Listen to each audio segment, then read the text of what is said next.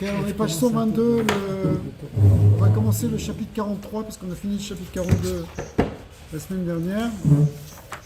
Donc dans le chapitre 42, on avait vu l'importance et l'accent était mis sur la Hirat Shamaim, mais en fait ce qu'on appelait, d'après le Zohar, la Hirat Ata'a, la crainte première de base, crainte inférieure, qui n'est pas la peur, non plus de la punition, parce que la peur de la punition, c'est même pas la Hirat Ata'a, c'est même pas de la crainte inférieure, c'est quelque chose qui est encore inférieur à ça. Mais il y a la Brit-Mila, non?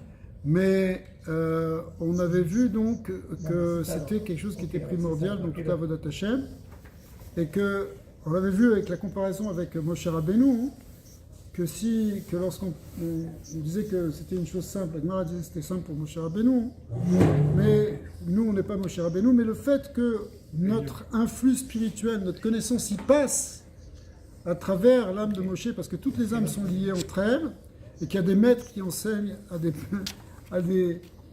élèves, parce qu'en fin de compte, la Torah, c'est une transmission. Donc même si on veut le comprendre à un niveau moins ésotérique que le lien entre les Neshamot, il y a déjà une idée qu'il y a des gens qui connaissent plus que d'autres, qui transmettent aux autres. Et donc, la Hira, elle se transmet aussi, parce que la Hira, elle dépend de la connaissance. C'est ce qu'on va voir plus dans le chapitre 43, mais on avait vu déjà qu'une des manières d'accéder à cette crainte d'Akadosh Baruch Hu, c'est-à-dire à ce respect, cette conscience plus exactement du divin, ça venait par la méditation, c'est-à-dire quelque chose qui est de l'ordre de l'intellect, de la réflexion. D'accord ? En pensant sur la grandeur d'Hachem, ça éveille en nous des sentiments de respect, de crainte. Donc on voit qu'il y a une idée aussi de connaissance qui va avec l'idée de ira. C'est pas un sentiment pur, c'est pas une émotion telle quelle, c'est quelque chose qui est généré par une réflexion, par une pensée. La pensée influe directement les émotions, ça c'est un des grands principes. Ça veut dire que la pensée peut faire fuir la peur, être effrayé par exemple. Alors là, ça c'est une bonne question, parce qu'on vit dans... Peut-être c'est une question un peu agave en plus du texte ici, mais sur laquelle il faudrait réfléchir, parce qu'on est tous pris par une certaine dose d'anxiété. Voilà. On vit dans un monde qui est assez anxiogène, on a tous des soucis, on a tous des peurs, on se sent menacé. Tout à l'heure on parlait de la situation mondiale, et on sait très bien, on vit, en tout cas nous on vit avec tous les jours avec l'idée de la guerre et de la menace antisémite et la menace économique, on a des menaces partout, donc ça génère de l'anxiété. Alors une des choses qui est dite chez les maîtres, c'est les maîtres de la Chassidut, les maîtres de la Kabbalah, c'est que les peurs qu'on a, si on a des peurs, on a vraiment un sentiment de peur qui peut te réveiller la nuit, c'est ça l'anxiété, ça peut aller même jusqu'à des crises, des paniques attaques, etc. Mais si tu as de l'anxiété, en réalité, c'est de la Hirat Shamaim qui est descendue de niveau. C'est-à-dire qu'au lieu d'avoir la conscience d'Hachem, la crainte d'Hachem, comme tu as perdu cette crainte d'Hachem, alors maintenant tu as peur du voleur, tu as peur du gouvernement, tu as peur du lion, tu as peur du voisin, tu as peur de toutes sortes de choses, tu as peur de la maladie, tu as peur de la mort, tu as peur de tout ça, parce que ton sentiment de ira, au lieu qu'il soit élevé vers le Créateur, et bien du coup il est tombé. Ça s'appelle une ira nefoula, une ira qui est tombée. Donc un des tikkunim à faire si on a des problèmes d'anxiété, c'est justement de travailler sur l'Hirat Shamaim. C'est-à-dire réveiller notre crainte. Et parce qu'effectivement, quand tu se réveilles de cette crainte, ce sentiment, il retrouve sa source, et au contraire, ça va être une source d'apaisement. Parce que la crainte d'Hachem, c'est pas quelque chose qui doit être anxiogène. Non. C'est pas au contraire, c'est quelque chose qui va, on va le voir, générer de la hava, l'amour. Ça va être une étape pour arriver à l'amour d'Hachem et vivre au contraire un plaisir. C'est-à-dire que la Torah et la relation avec le Créateur, ça doit être quelque chose qui est d'ordre du plaisir. Parce que même si on a parlé de la crainte dans ce premier chapitre, on a dit que c'est la base de la Avodat Hashem. Mais en réalité, il va falloir aller à plus que ça. Une relation de yichud avec Hachem, d'ahava, d'affection. Mais déjà, il faut arriver à ça. Parce que quand tu n'es pas arrivé à rétablir la crainte vers son vrai origine, c'est-à-dire celui qui est la source de toute la vitalité, celui qui donne l'existence, c'est ce qu'on va voir maintenant dans le chapitre 43, si on n'arrive pas à faire ça, alors on risque de tomber dans des peurs quotidiennes. Alors ça peut aller jusqu'à même des symptômes physiques. À la fin, on est trop anxieux, on est trop angoissé, où on ne peut plus affronter la réalité, où on tombe dans une dépression. Enfin, il peut y avoir toutes sortes de conséquences qui sont graves à cause de l'anxiété, ou de la violence, des gens qui réagissent à l'anxiété par la violence. Pourquoi le gars, il est soucieux avec sa parnassa, il rentre à la maison, il va s'énerver contre sa famille? Pourquoi? Parce qu'il a un stress, il se dit comment je vais faire la fin du mois, et peut-être demain je vais être envoyé, et donc il a une angoisse, et hop, du coup, il va sortir ça sous forme d'agressivité. Donc ça, c'est une des réactions. Donc c'est sûr qu'il faut qu'on sorte de cette angoisse. Il faut qu'on sorte de l'anxiété. Je dis ça, c'est difficile, c'est un travail qu'on a tous à faire.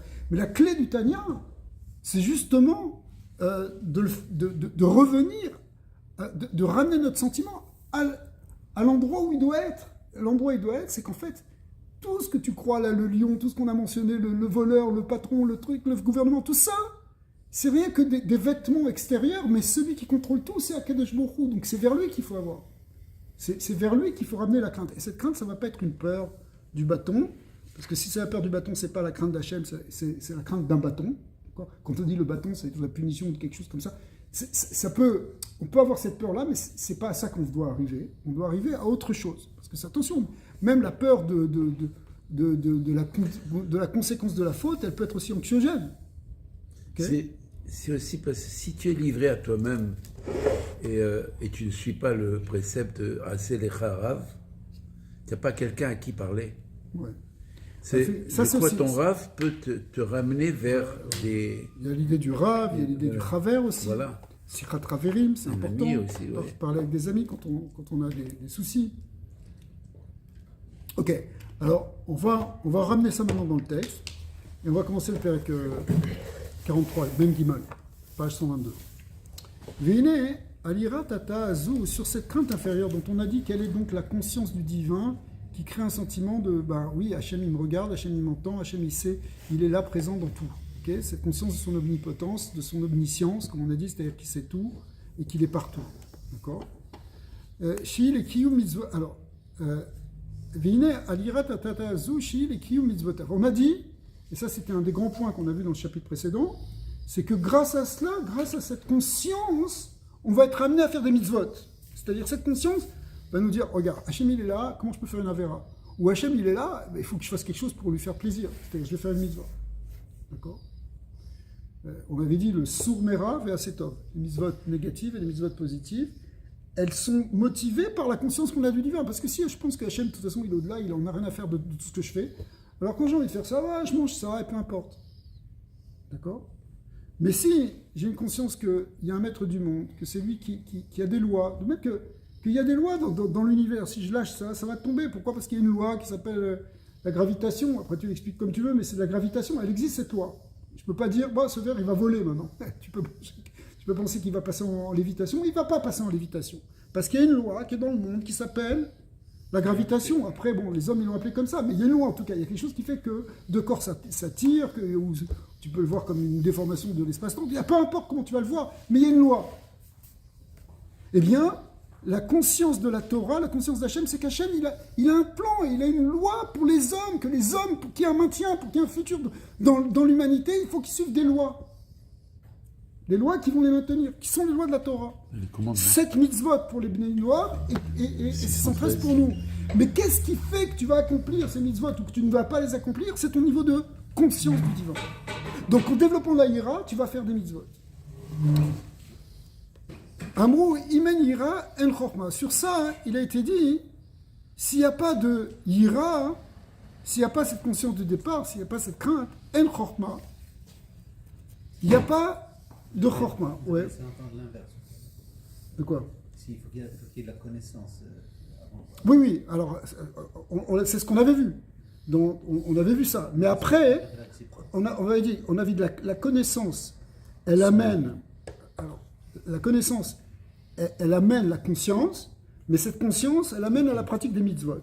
Et là-dessus, cet enchaînement du fait qu'il y a la ira qui amène les mitzvot, le Admorazaken ici le lit dans Im en ira en chorma.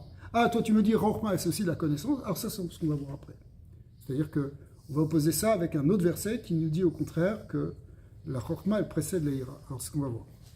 Il y a quand même un plan, comme tu dis, d'Hachem, d'éduquer l'homme. Oui, bien sûr. Et en le mettant au pied, pas au pied du mur, mais en face des mitzvot qu'il doit accomplir, Ouais. en quelque sorte, il utilise un système pédagogique pour le diriger.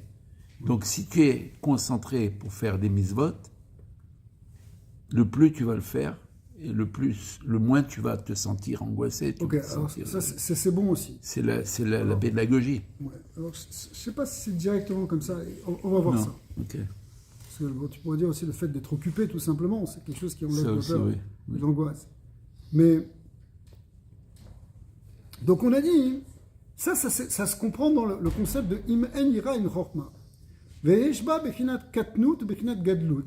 Alors, dans ça aussi, il y a un premier niveau, il y a un niveau plus élevé, ce qu'on appelle la katnut, un niveau petit, un niveau plus grand. Deinu keshe nimshechet bechinat irazu mitbonenut begalut Hashem. Effectivement, quand tu arrives à la ira, à cette conscience, à cette crainte, à cette conscience, par l'aïdbonenut, par la méditation. Méditation sur quoi? Sur la grandeur de Dieu. Des yum et malé kolalmin, c'est quoi? C'est quoi le contenu de cette méditation? C'est de savoir qu'il remplit tous les mondes, qu'il est à l'intérieur de tous les univers. Mais reste la raklia, malher tafkouf shana, qui va, ça va d'une distance infinie. Alors évidemment, les distances qui sont données là, c'est les distances qui sont 500 ans dans le Talmud, où on te dit entre le premier ciel, entre la terre et le premier ciel, il y a une distance ça prendrait 500 ans pour y aller. Aujourd'hui, on va parler autrement, on va parler en années-lumière, ce qui est aussi intéressant parce que on parle de distance en termes de temps. Ouais. Mais c'est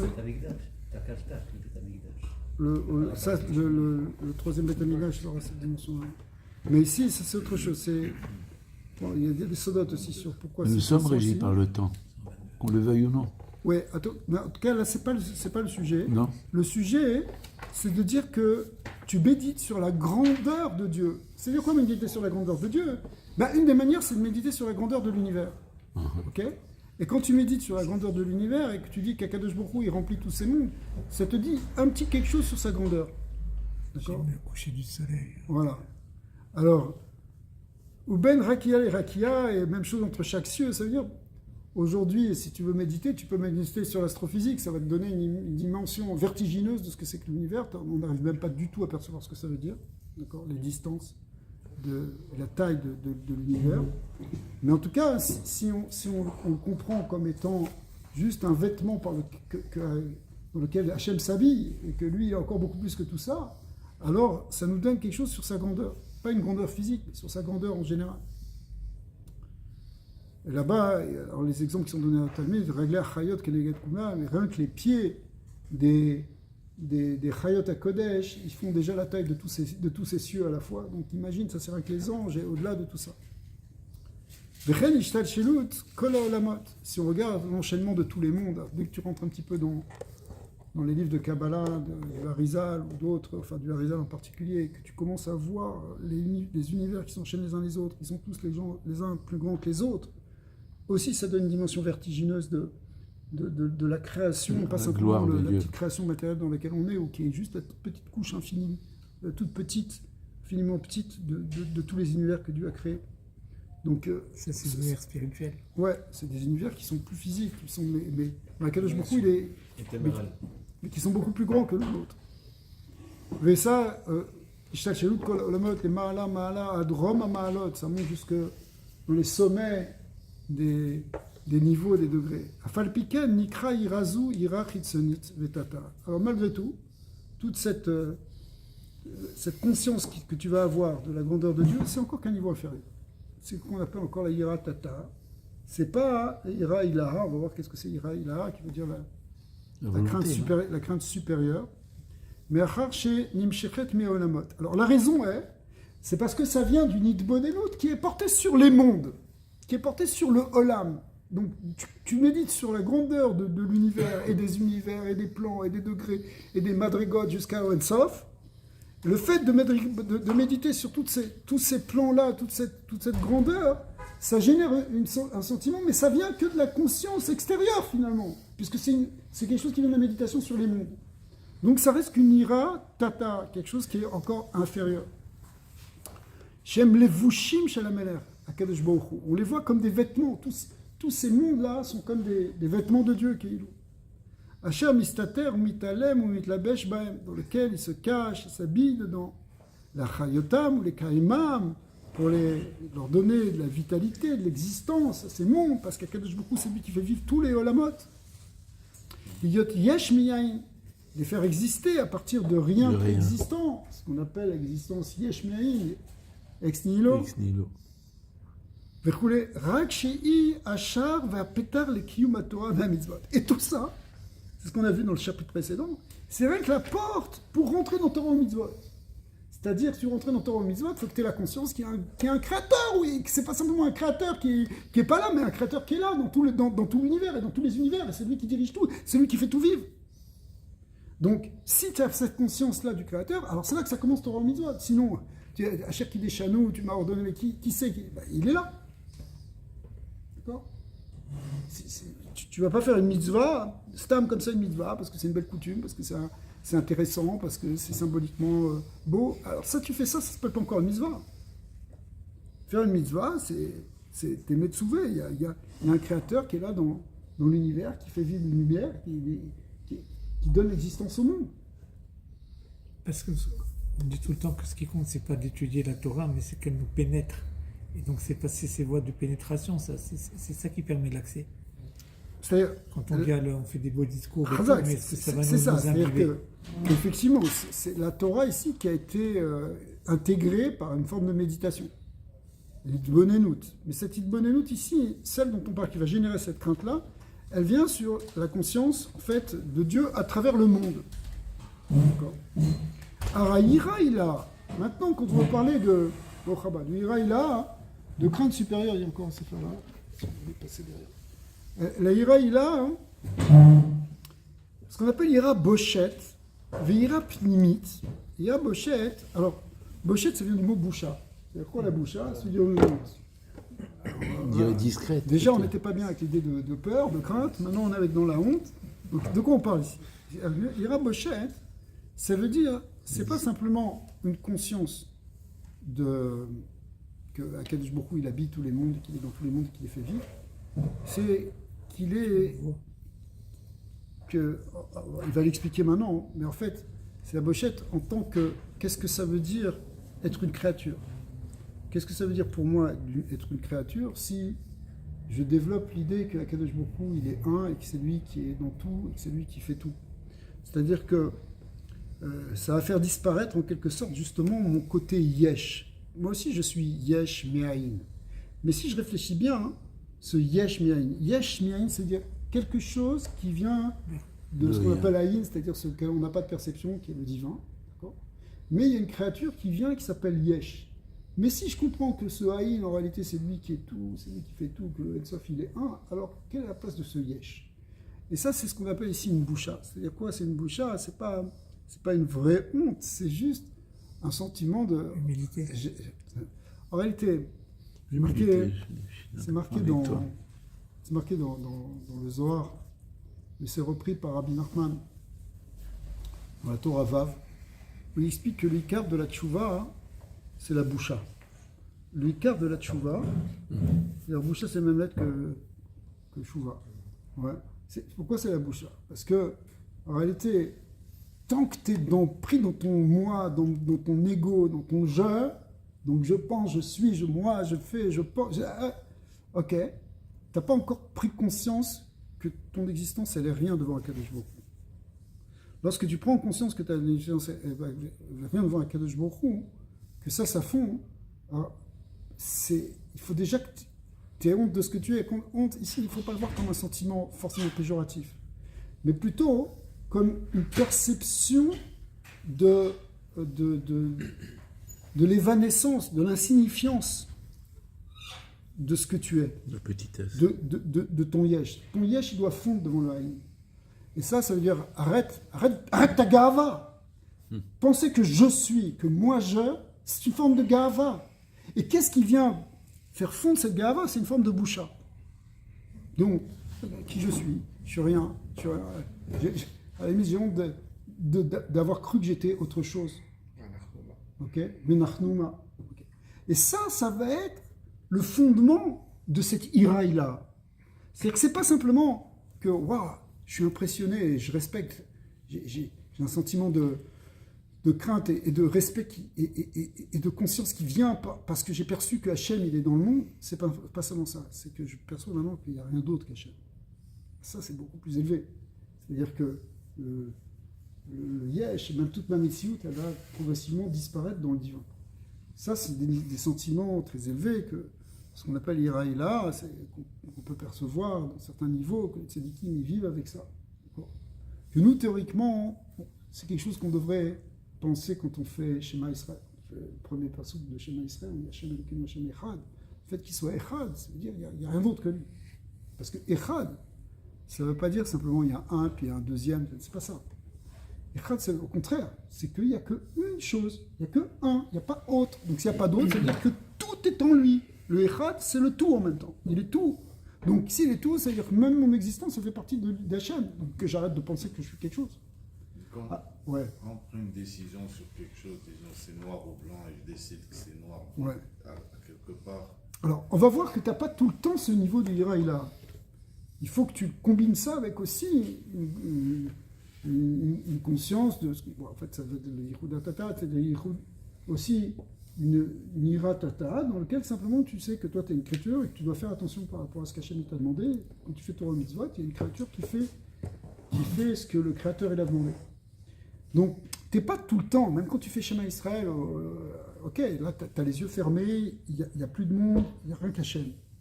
Mais après, tu vas travailler dans la journée. Dans la journée, il faut que tu prennes des décisions. Est-ce que ça c'est bien, est-ce que ça c'est pas bien, est-ce que j'ai le droit, est-ce que je n'ai pas le droit, est-ce que je dois faire ça, est-ce que je ne dois pas faire ça. Okay. Et ça, hein, la manance, tu dois aussi exister en tant que personne. Tu dois t'investir, tu dois même prendre des responsabilités. Tu n'es pas passif. C'est pas parce que tu sais qu'Hachem il est un que toi tu fais rien. Akadosh Baruch Hu, il a fait le monde de telle sorte que nous aussi, on a une place dedans et que nous aussi on peut exister en tant que créature. Mais en même temps, on peut avoir parfois, on va dire parfois pour simplifier, le sentiment et la conscience, la perception qu'il y a rien d'autre qu'Hachem. Et il faut jouer avec ces deux choses. Vous allez me dire, c'est un peu schizophrène parce que d'un côté il n'y a que Hachem et d'un côté, maintenant nous on existe. Oui, on fonctionne avec les deux. Ça c'est toute la spécificité de la Torah, du judaïsme en réalité. La chair barrée. C'est pas qu'on est. C'est pas qu'on est des créatures et que, bon, Akadosh Baruch Hu, il n'est pas dans ce monde, et puis peut-être un jour on lui donnera des comptes.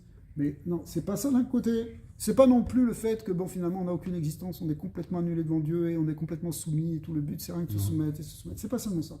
C'est les deux à la fois. C'est-à-dire, à la fois, on est des créatures et à la fois, on sait qu'il n'y a que le Créateur. Donc c'est quelque chose, on joue avec les deux. Il faut unifier les deux. C'est ce qu'on appelle dans la chambre de la Chassidut, peut-être on le verra un peu plus loin, c'est unifier ce qu'on appelle le Yichuda Ilaha, le Yichuda Tata, le Yichud supérieur où il n'y a rien que Dieu, et le Yichud inférieur dans lequel, c'est vrai, il n'y a rien que Dieu, mais aussi des créatures qui vivent dans ce monde de Dieu. Ça, on l'avait déjà vu quand on avait fait la deuxième partie de Tania, c'est là-bas qu'il explique ça, dans Shara Yichud Ve'emuna.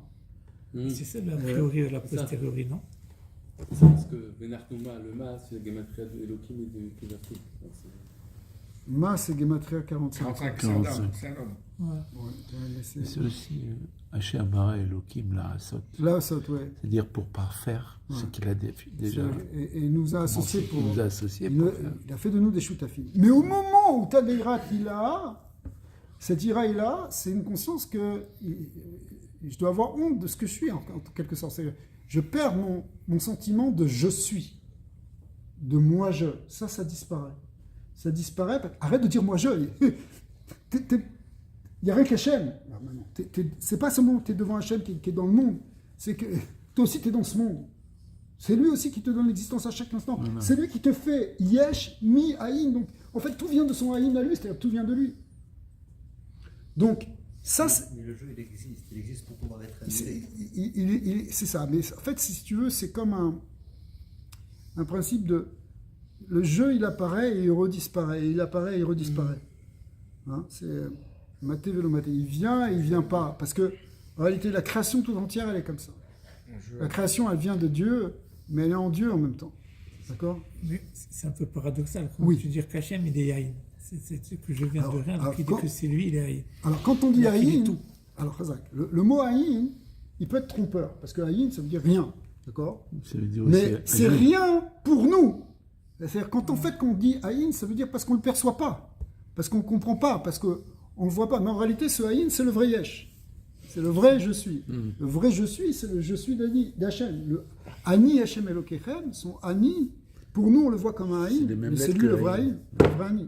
Et ça, c'est dans l'Irudaïla, justement. C'est dans la conscience supérieure. Dans l'Iraïla, on a conscience qu'en réalité, le vrai Yesh, le vrai celui, le seul qui est vraiment, Qui Yesh, existe. ça veut dire qui est ici, eh bien, le seul qui est vraiment, bah, c'est Hachem. Que nous, on voit Aïn parce qu'on ne peut pas dire. Certains expliquent que le mot Ensof, qui ressemble à ça d'ailleurs, il veut dire la même chose. Ensof, ça ne veut pas dire simplement l'infini au sens il est immense, etc.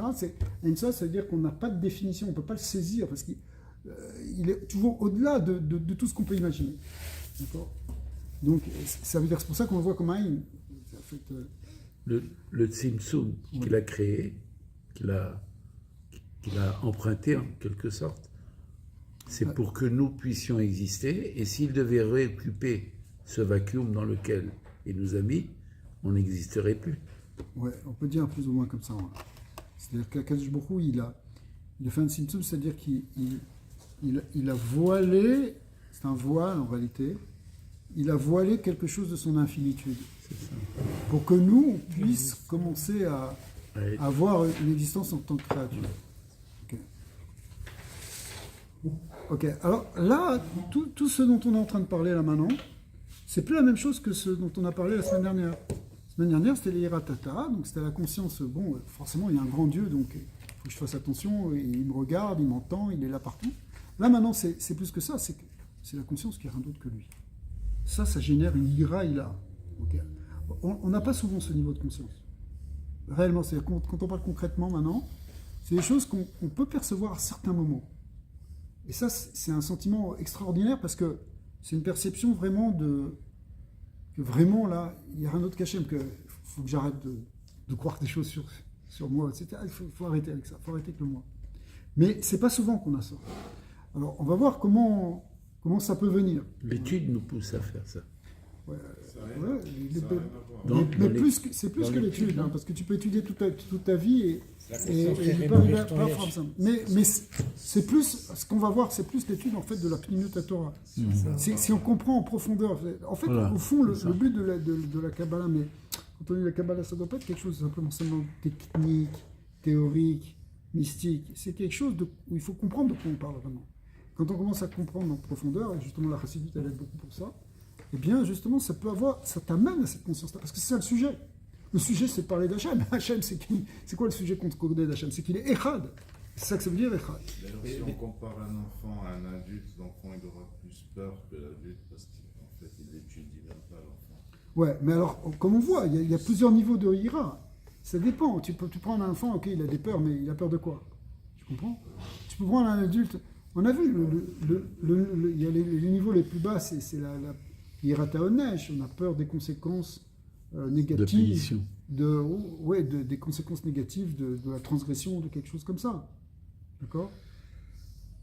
Mais, donc un enfant, il peut être là, mais la ira, c'est quelque chose vraiment de spécial. C'est la conscience, à un moment, qu'il n'y a rien d'autre que Dieu. Mais arrête de penser que toi, tu existes dans ce moment-là.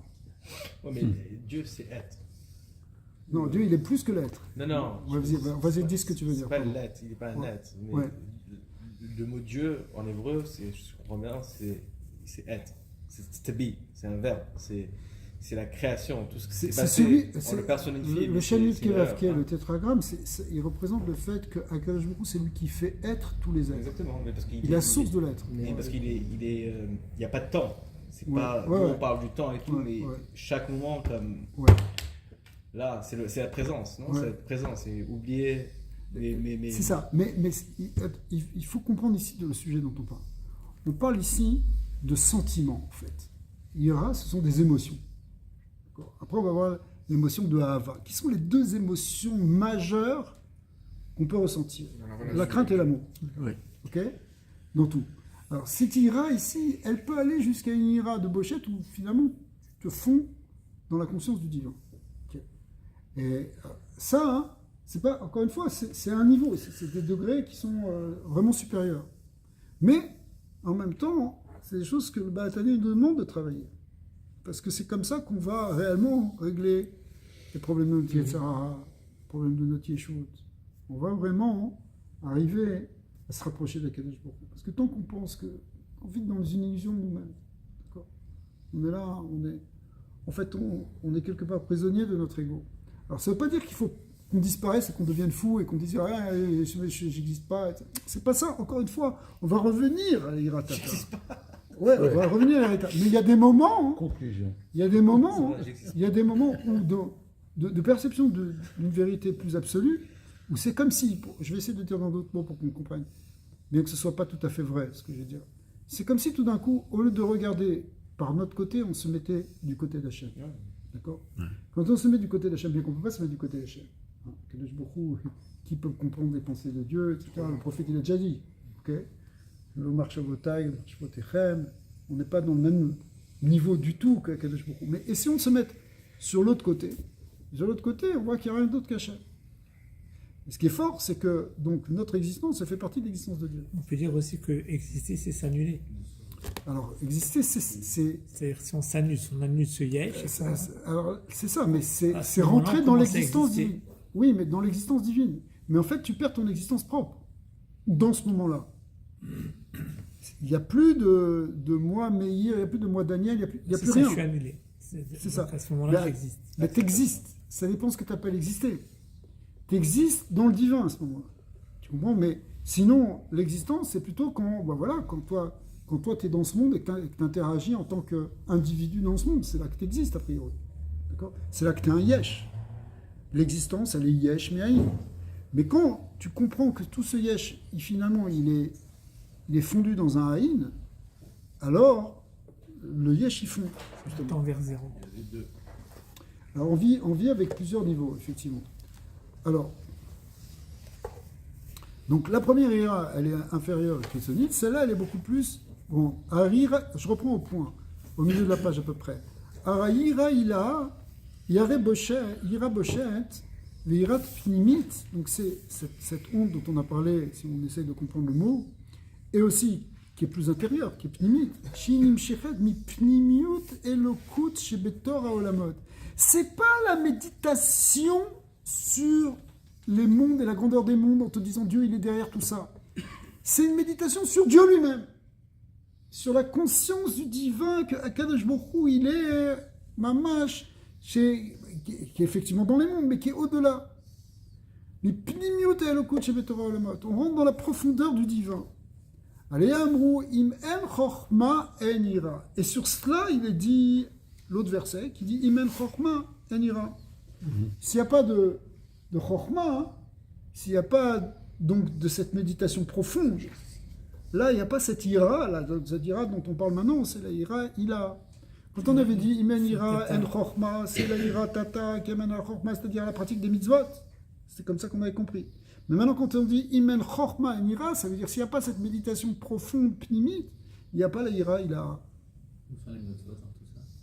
Les mitzvot, elles sont entre les deux, justement. Parce que les mitzvot, elles viennent parce qu'il y a une Ira Tata qui va générer la pratique des mitzvot. C'est ce qu'on a vu dans la semaine dernière. Au niveau de Ira, il a Oui. les mitzvot. Ben, les mitzvot, tu les as déjà intégrés. Parce que pour arriver déjà à l'Ira, il faut que tu vas déjà passer par l'Ira Tata, par la pratique des mitzvot, et plus que ça, par une connaissance pnimite de Elokut. En réalité, ce dont il nous parle ici, c'est Nimshechet mi pnimiut à Elokut. Mazé pnimiut à Elokut. Mazé pnimiut à Elokut. C'est-à-dire, sérieux, la vie, il faut comprendre, à notre niveau à nous, comment fonctionne le divin, avoir une connaissance du divin.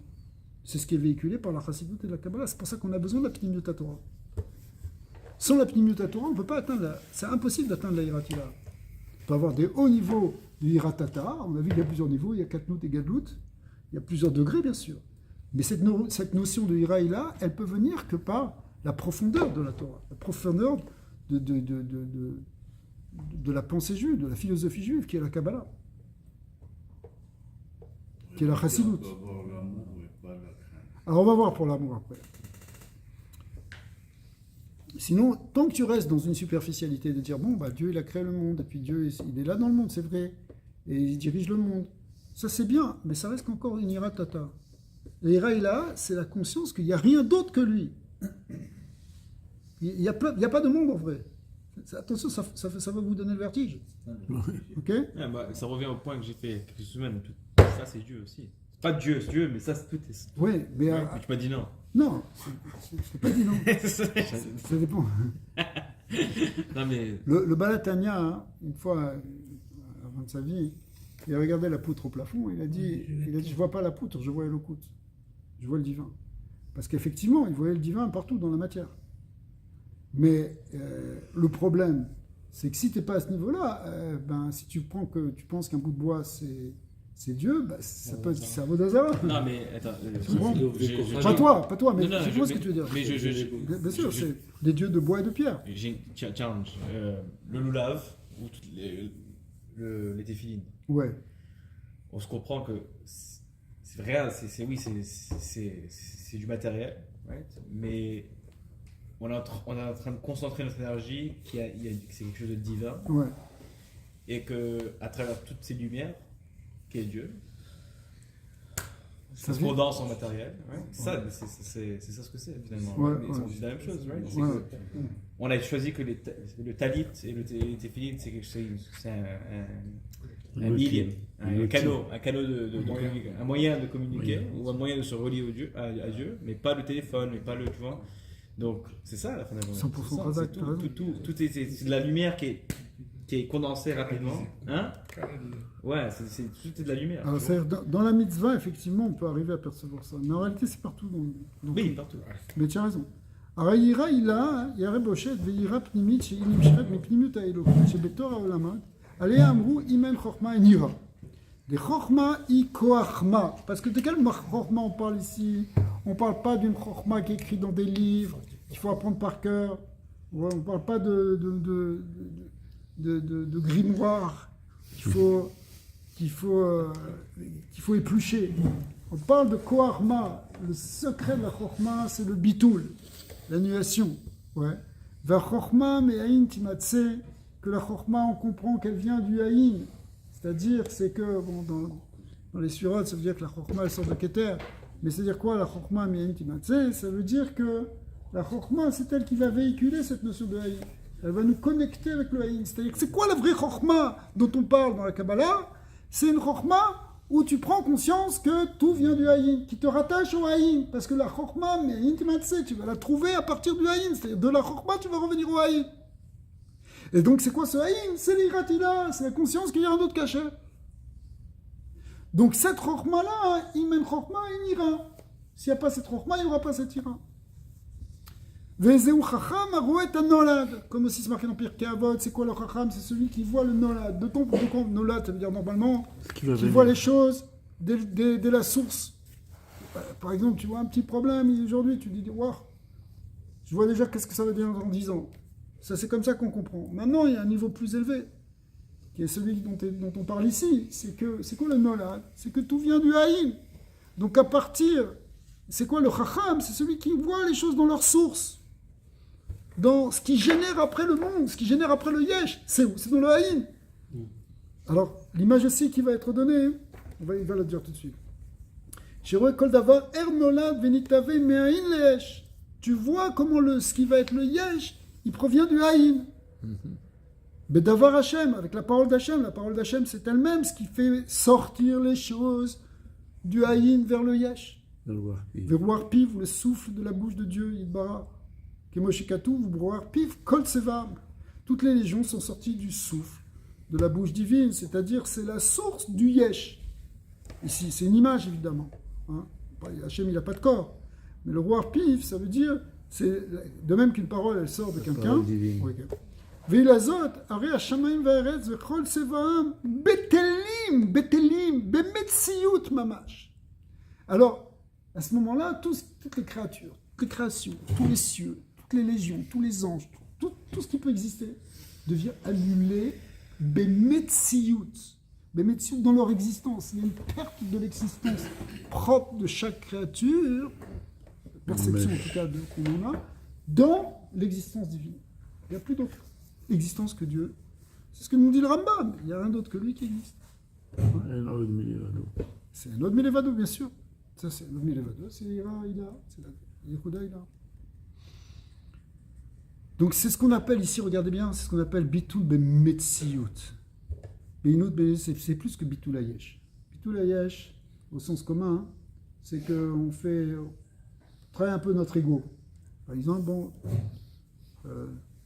tu rentres à la maison, ta femme elle te crie dessus, et toi tu réponds pas, ça s'appelle que tu as fait Bitul Hayesh. D'accord ? Tu t'es pas énervé, tu as dit elle a raison.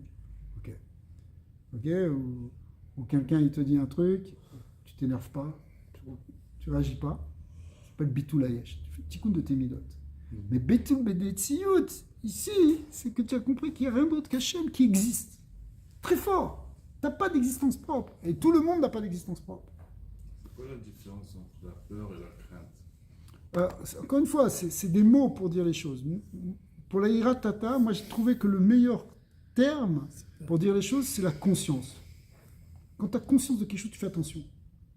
Par exemple, je regarde, la crainte et la peur, je vais te donner un autre exemple.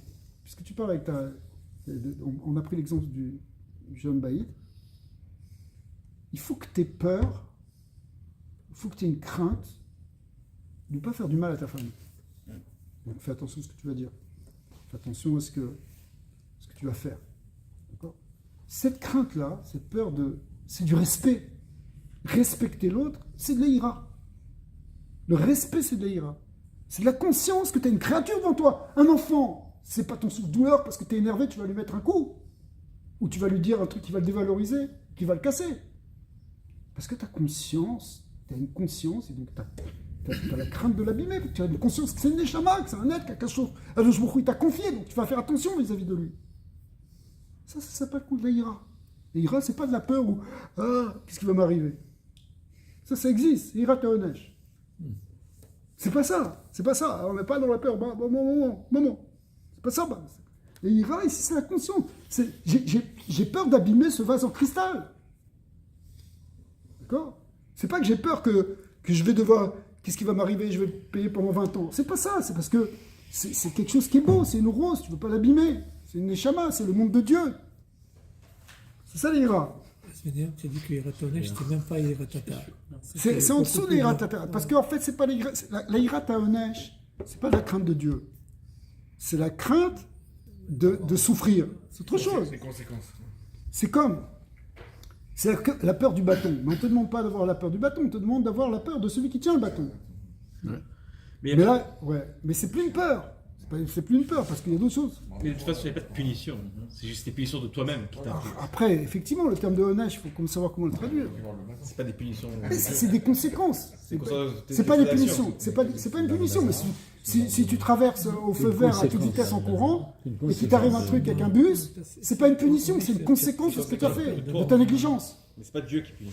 Mais c'est-à-dire, c'est parce que tu t'es mis en travers des règles du monde. Exactement. Les règles du monde, c'est que tu traverses quand le feu il est rouge. Ou tu sautes d'un avion, je pense. Regarde.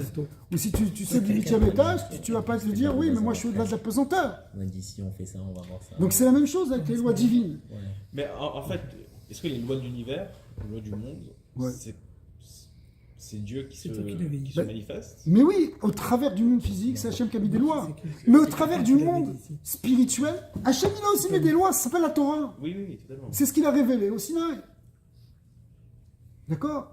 Donc, et donc, effectivement, si tu fais pas certaines mitzvot, si tu fais certaines avérotes, et que ça se répète, ça va t'amener quelque part. Il y a des parachutes entières qui parlent de ça. Est-ce qu'on avait dit la semaine dernière que cette ira, c'était pas une ira qui se rapprochait de la Vodazara, celle qu'on dit on va pêcher, donc on va recevoir une. Ça veut dire quelque part, ça peut être proche d'une forme de superstition. Tu vis dans la terreur, dans la peur, c'est pas bon. Ce qui est marqué dans Le Dimion, on avait parlé du le Dimion, ça veut dire c'est la superstition en fait. D'accord ? Mais c'est marqué dans le Zohar, c'est marqué qu'on en a besoin d'un petit peu. C'est comme une petite épice, il en faut un peu. Il faut que tu aies un peu peur aussi de Chas v'Shalom te prendre un bus. Tu comprends ? C'est-à-dire, il y a des moments, par exemple, on va prendre un truc. Il y a des moments où tu es au bord de faire la faute. Tu es au bord de faire la faute. Et ça il t'a attrapé, mais grave. Tac. Yosef, chez Potiphar. Ok, comment tu vas tenir? À un moment, si tu prends conscience, attends, ce qui m'attend pour une seconde de plaisir, c'est une infinité de problèmes. Ça peut te bloquer, donc cette peur-là, elle va être salutaire aussi. Oui, j'ai vraiment pas envie de galérer après. Ok? Donc, c'est pas négatif, il en faut un peu, mais si tu limites ta crainte à ça, alors c'est plus de la Torah. J'ai une phrase qui me convainc constamment. Ça s'appelle, le Zohar, il appelle ça une ira rare, une mauvaise ira. Mais il en faut un petit peu, de temps en temps. Quand tu dis Mipi Hachem, Lotetzera, Ouais. c'est-à-dire que jamais, vraiment, Hachem ne cherche à te faire du mal. Oui. Il n'y a pas de race, Oui. complet. Il n'y a pas de rare. Oui, mais même ce qu'on appelle le Nesh, si on réfléchit bien, hein, c'est une notion de tikkun. C'est pas je te punis parce que tu n'as pas fait, alors tac. Ouais. C'est pas ça. C'est on te donne des solutions pour te réparer. Mais ces solutions, elles sont parfois pas faciles. Voilà. Non, mais c'est ça le problème. Oui, parce que c'est comme, c'est comme, écoute, c'est dans tout. Quand il y a quelque chose de négatif, pour l'enlever, c'est difficile. Dans le domaine de l'éducation, c'est exactement comme ça. Ouais. Lorsqu'on peut diriger un enfant, un élève, pour qu'il réalise qu'il ne faut pas faire ce qu'il est fait ou qu'il peut en venir à faire quelque chose de Bien sûr, bien sûr. Et disons qu'à l'époque, à une époque pas si lointaine que ça, mais en fait il y a quand même quelques dizaines d'années, un peu plus, on utilisait beaucoup la peur dans l'éducation des enfants. Ben oui. Ah, tu vas voir ça, tu vas être puni, tu vas, etc. D'accord.